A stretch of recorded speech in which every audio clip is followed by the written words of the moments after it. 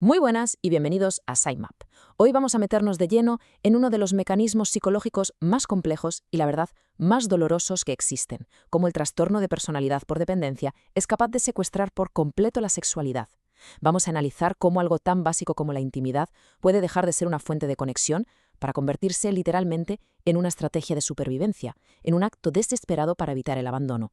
Vamos a ver su lógica interna y, por supuesto, sus devastadoras consecuencias. Fijaos bien en esta frase. Esto no es un pensamiento cualquiera. Es, por así decirlo, el algoritmo central, la lógica que gobierna a una persona con dependencia emocional. Aquí, como veis, el sexo ya no es un encuentro entre dos personas, sino que se transforma en una estrategia de supervivencia, casi en una póliza de seguros contra la soledad. Acompañadme que vamos a desmontar esta premisa pieza por pieza. Para analizar este fenómeno con la profundidad que se merece aquí en SciMap, vamos a seguir una hoja de ruta muy clara. Primero, vamos a definir el problema, el choque brutal entre placer y miedo. Después, nos meteremos en el mecanismo, en la lógica del pánico. A continuación, veremos las consecuencias físicas. ¿Qué pasa cuando el cuerpo dice basta? Analizaremos también un amplificador cultural que es bastante tóxico. Y por último, claro, construiremos la solución, el camino para reaprender el deseo. Venga, sección 1. Placer contra miedo. El primer paso para entender cualquier problema, ya sabéis, es definirlo con muchísima precisión. Aquí vamos a analizar la transformación clave. ¿Cómo es posible que algo diseñado evolutivamente para la conexión y el placer se convierta en una fuente de angustia tan profunda? Esa es la pregunta que tenemos que resolver. A ver, lo que es realmente potente de esta tabla es la claridad con la que se ve el cambio de función. Mirad, en un apego seguro el sexo es placer, conexión, intimidad, lo normal, ¿no? Pero en la dependencia emocional fijaos cómo se retuerce cada concepto. El placer se convierte en una simple herramienta de retención. La conexión genuina se transforma en un impuesto de permanencia, algo que tienes que pagar para que el otro no se marche. ¿Y la intimidad? Bueno, la intimidad desaparece para convertirse en un constante test de validación. Es brutal el cambio. Vamos con la segunda sección, la lógica del pánico. Ahora que ya hemos definido el qué, vamos a analizar el por qué. ¿Cuál es el motor psicológico que hay detrás de esta transformación? Pues la respuesta, como vamos a ver ahora, es un miedo primario al abandono. Un miedo tan intenso que reconfigura por completo la sexualidad, hasta el punto de convertirla básicamente en una transacción comercial. Esta definición es potentísima. El impuesto de permanencia. Es que no es un acto de deseo, para nada, sino de retención. No busca el placer, busca asegurar que la otra persona se quede. Por eso se habla de hipervigilancia. La persona no está disfrutando, está todo el rato monitorizando las reacciones de su pareja, buscando señales de aprobación. El erotismo al final es solo el disfraz. Este extracto lo ilustra a la perfección. Fijaos en esa palabra, instrumentaliza. La sexualidad deja de ser un juego libre para convertirse en un impuesto de permanencia. Se vuelve, como dice aquí, una moneda de cambio. Es el pago para evitar lo que se siente como una quiebra emocional total, el abandono. Y a la vez, claro, es una prueba constante, un examen diario en el que uno se juega la continuidad de la relación. Y observemos esta lógica, que es absolutista, es en blanco y negro, no hay grises, es un sistema de causa-efecto súper rígido. Si la pareja está satisfecha, hay un alivio temporal. Vale, pasado la prueba. Pero, ¿qué pasa si el sexo se pospone por algo tan normal como el cansancio? Pues no se procesa de forma racional. La amígdala, que es el detector de amenazas de nuestro cerebro, secuestra la lógica y lo interpreta directamente como una señal de desamor, activando el pánico. Y si baja la frecuencia, no se ve como algo normal, sino como la prueba irrefutable de que ya está buscando a alguien mejor. Pasamos a la tercera sección. El cuerpo dice basta, porque claro, toda esta tensión mental, esta hipervigilancia constante, no es un proceso abstracto, tiene un coste fisiológico real. El cuerpo, que está sometido a un estrés crónico, acaba pagando una factura muy alta. Vamos a ver ahora cómo esta ansiedad se somatiza y se manifiestan disfunciones sexuales muy concretas. Aquí tenemos la explicación neurobiológica y es la clave para entenderlo todo. Para que haya excitación sexual, nuestro cuerpo necesita que domine el sistema nervioso parasimpático, el que asociamos con la calma, con la relajación. Sin embargo, la persona con dependencia vive el sexo con el sistema simpático, el de la lucha o la huida, totalmente activado. Su cerebro no está en modo placer, está en modo alarma, buscando amenazas. Y estos dos estados son, a nivel biológico, como el agua y el aceite, incompatibles. ¿Y cuál es el resultado inevitable de este estado de alarma crónico? Pues el deterioro de la capacidad sexual. Como se detalla en el texto, esta lectura catastrófica de la sexualidad genera una ansiedad crónica que literalmente deteriora la propia capacidad sexual.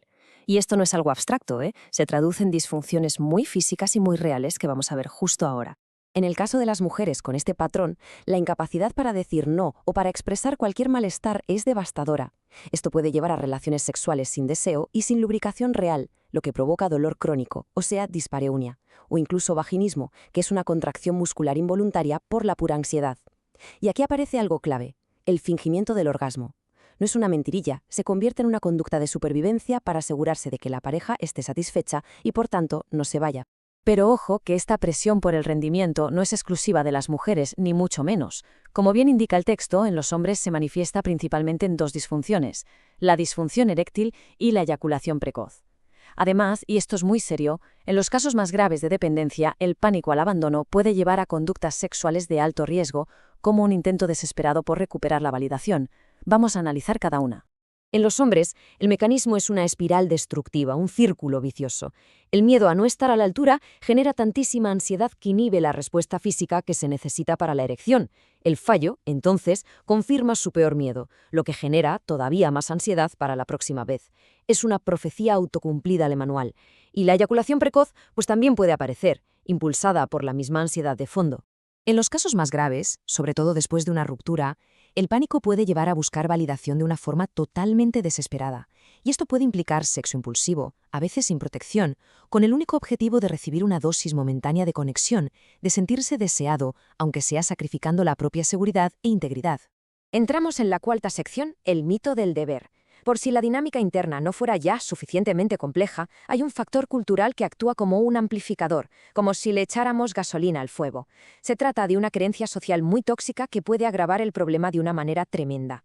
El famoso deber conyugal.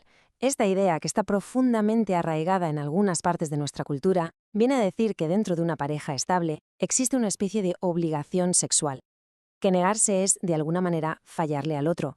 Es una creencia peligrosa para cualquiera, pero para una persona con dependencia es veneno puro. Y aquí está el punto crucial. Este mito cultural funciona como una validación externa de su terror interno. Es como si la sociedad le diera la razón a su pensamiento catastrófico. Convierte su miedo irracional en una aparente norma social, haciendo que la idea de poner un límite, de decir «hoy no me apetece», sea todavía más impensable. Llegamos a la quinta y última sección, reaprender el deseo. Después de todo este análisis, que puede sonar un poco desolador, la pregunta es inevitable. ¿Hay salida? Y la respuesta es un sí rotundo. Hay un camino terapéutico muy claro y estructurado, no para arreglar a nadie, sino para desmantelar esta dinámica y reaprender a vivir la intimidad desde un lugar completamente nuevo y sobre todo sano. El camino tiene 3 pasos fundamentales. Primero, la focalización sensorial. Suena paradoja, pero lo que se hace es prohibir temporalmente el coito para eliminar de raíz la presión del rendimiento. El objetivo es reconectar con las propias sensaciones. Segundo, entrenar la comunicación asertiva, para aprender a poner límites sin pánico, para poder decir hoy no y que no se active la alarma de abandono. Y tercero, y el más importante, reconstruir la autoestima para que el valor propio deje de estar atado al desempeño en la cama.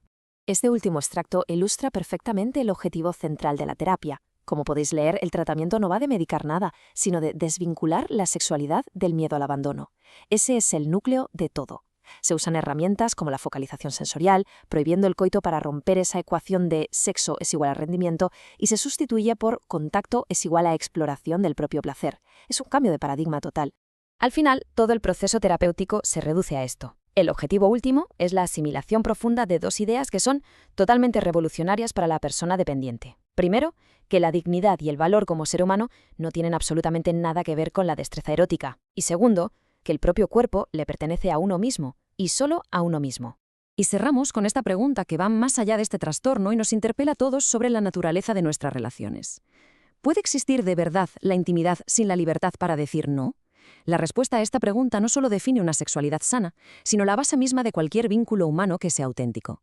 Muchas gracias por acompañarnos en este análisis a fondo aquí, en SciMap.